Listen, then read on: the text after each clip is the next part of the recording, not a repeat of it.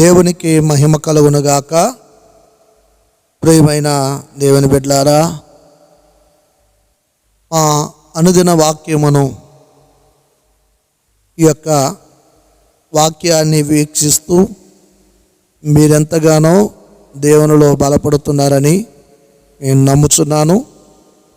ప్రియులారా, ఈ దినము మన వాక్య భాగము నిర్గమాకాండము 14వ అధ్యాయము 13వ వచనాన్ని ధ్యానించుకుందాం.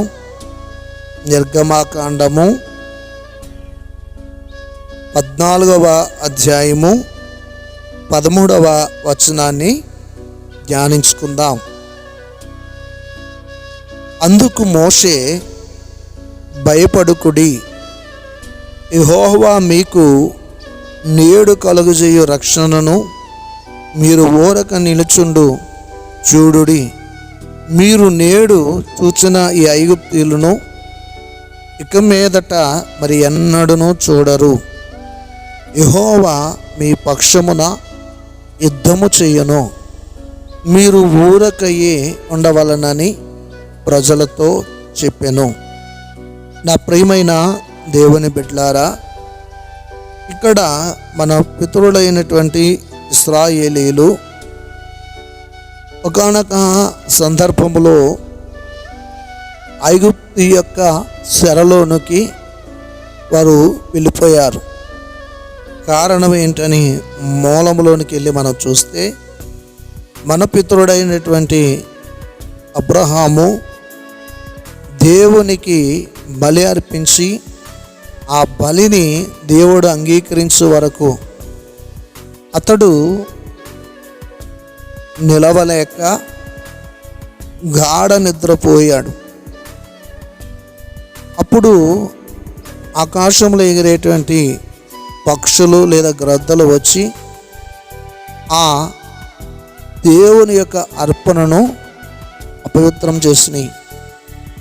అలాగున ఎప్పుడైతే దేవుడికి అర్పించినటువంటి ఆ అర్పణ దేవుడి కంటే కూడా ముందుగా ఆ పక్షులు లేదా ఆ గ్రద్దలు ఆ అర్పణను అపవిత్రపరిచినాయో, అప్పుడు దేవుడు అబ్రహాం మీద కోపగించుకుని అబ్రహాముతో దేవుడు చెబుతున్నటువంటి మాట ఏంటనంటే, ఆయన నీ సంతతి వారు తమది కాని పరదేశమందు నివసించి ఆ దేశపు వారికి దాసులుగా నుందురు అని దేవుడు అబ్రహాముతో చెప్పినట్లుగా ఆదికాండము 15వ అధ్యాయము 13వ వచనములో మనము ఈ మాటను చూడగలము. అలాగున అబ్రహాము దేవుని యొక్క అర్పణ విషయంలో నిర్లక్ష్యము చేశాడు కాబట్టి ఆ యొక్క సంతతి అయిన ఇశ్రాయేలు ప్రజలను దేవుడు ఆ ఐగుప్తు దేశములో 400 ఏండ్లు శ్రమలకు అప్పగించాడు. అప్పుడే దేవుడు అబ్రహాముతో మరలా అన్నాడు, ఆ ప్రజలు నాకు మొరపెడతారు, వారి యొక్క మొరను నేను ఆలకిస్తాను. తర్వాత ఆ దేశంలో ఉన్న ప్రజలకు తీర్పు తీరుస్తాను. వారు ఆ దేశంలో నుండి మిక్కిలి ఆస్తితో బయలుదేరి వస్తారు. నీవు క్షేమముగా నీ పితరుల యొద్దకు పోయుదువు, మంచి వృద్ధాప్యమందు పాతిపెట్టబడతావు అని అబ్రహాముతో దేవుడు చెప్పాడు. అలాగునే వారు దేవుడు ఏ విధముగానైతే అబ్రహాముతో చెప్పాడో ఆ విధముగానే ఆ ఇశ్రాయేలు ప్రజలు ఐగుప్తీయుల దేశంలోనికి దాసోహము చేయటానికి లేదా బానిసలుగా వారు దేవుడు చెప్పినట్లుగానే పంపించబడతారు. అలాగున్న వారు ఐగుప్తీ దేశం వెళ్ళి ఫరో తన యొక్క సైన్యముతో కఠినమైనటువంటి బానిసత్వం వారు కలిగి జీవిస్తారు. ఒకానొక దినాన్న దేవుడు అబ్రహాముతో చెప్పినట్లుగా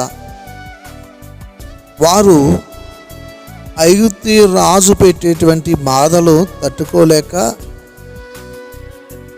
దేవునికి మొరపెట్టి నిట్టూర్పులు విడుస్తారు. ఈ మాట నిర్గమాకాండము 2వ అధ్యాయము 23వ వచనములో మనము చూడగలము. దేవుడు అబ్రహాముతో ఏదైతే చెప్పాడో ఆ విధముగానే ఇశ్రాయేలు ప్రజలు ఐగుప్తీయులు పెట్టే బాధలను తట్టుకోలేక వారు దేవునికి మొరపెడతారు.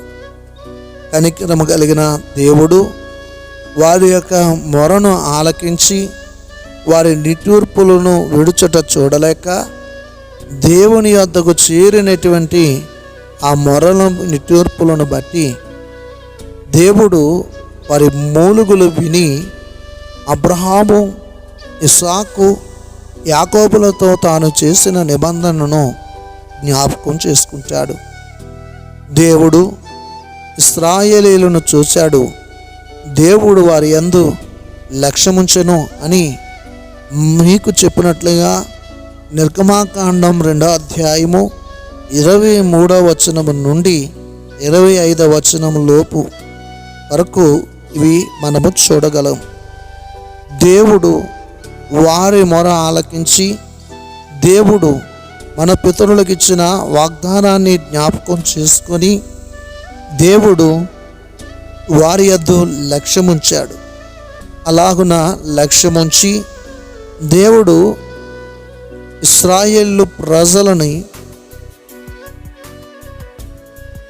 ఆయన అబ్రహాముకు చెప్పినట్లుగా 430 సంవత్సరములు ఐగుప్తీ దేశములో వారు ఉండి ఐగుప్తీయుల క్రింద బానిసత్వాన్ని చేసి వారు మొరపెట్టిన తర్వాత దేవుడు 430 సంవత్సరములు గడిచిన తర్వాత దేవుడు ఆ ఇశ్రాయేలు ప్రజలను ఐగుప్తు యొక్క చేతిలో నుండి వారిని బయటికి విడిపిస్తాడు. దేవుడు అబ్రహాముతో ఎలాగనైతే చెప్పాడో వారు బహు ఆస్తికర్తలుగా బయటికి వస్తారు అని, అలాగునే ఇశ్రాయేలు ప్రజలు ఐగుప్తీయుల యొద్ద వెండిని, నగలను, బంగారు నగలను, వస్త్రములను అడిగి తీసుకుంటారు. యెహోవా ఐగుప్తీ ప్రజలకు ఇశ్రాయేలుల మీద కటాక్షం కలుగజేసినప్పుడు వారు ఇశ్రాయేలు ప్రజలకు కావలసిన వాటిని ఇచ్చారు. ఇలాగున దేవుని యొక్క వాగ్దానం నిర్గమాకాండము 12వ అధ్యాయము 36వ వచనంలో ఈ మాటలు నెరవేర్పుతో కూడిన మాటలు మనము చూడగలుగుతాం. అలాగున దేవుడు ఇశ్రాయేలు ప్రజలని ఐగుప్తీయుల చేతిలో నుండి విడిపించిన తర్వాత వారు ఒక పస్కా పండుగను ఆచరిస్తారు.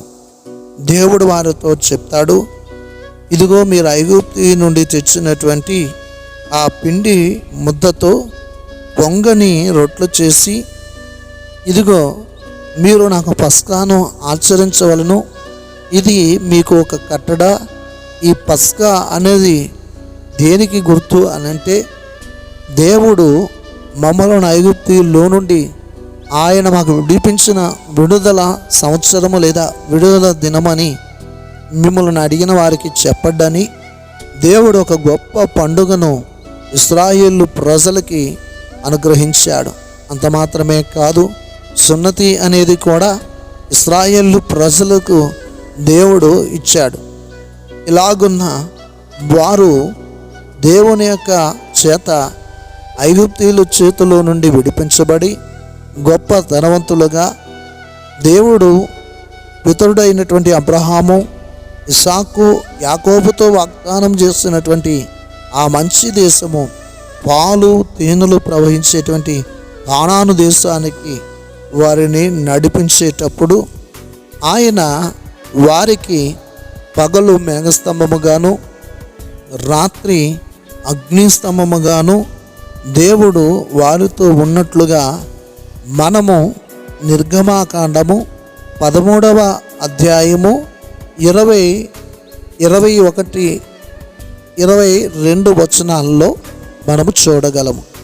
అలాగున దేవుడు ఎలాగునైతే ఇశ్రాయేలు ప్రజలకు వాగ్దానం చేశాడో అలాగనే మోషే పలికినట్లుగా ఇశ్రాయేలు ప్రజల యొక్క పక్షమున ఉండి దేవుడు వారి ఎడల వారి పక్షాన యుద్ధం చేసినట్లుగా లేఖనంలో మనం చూస్తున్నాం.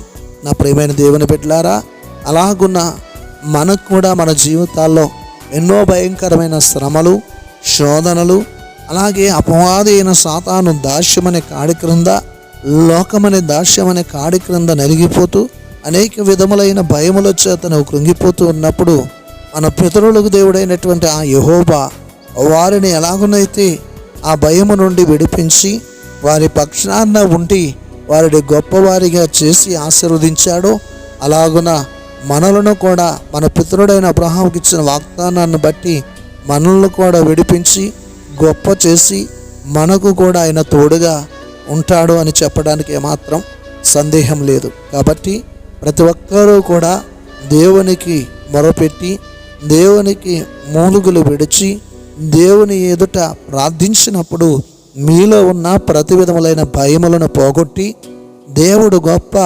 సంతోషాన్ని, సమాధానాన్ని ఇచ్చి దేవుడు నీకు తోడుగా ఉండి నడిపిస్తాడు. అట్టి కృప పరిశుద్ధాత్మ దేవుడు ఈ యొక్క వాక్యాన్ని వీక్షిస్తున్న వారందరికీ అనుగ్రహించునుగాక.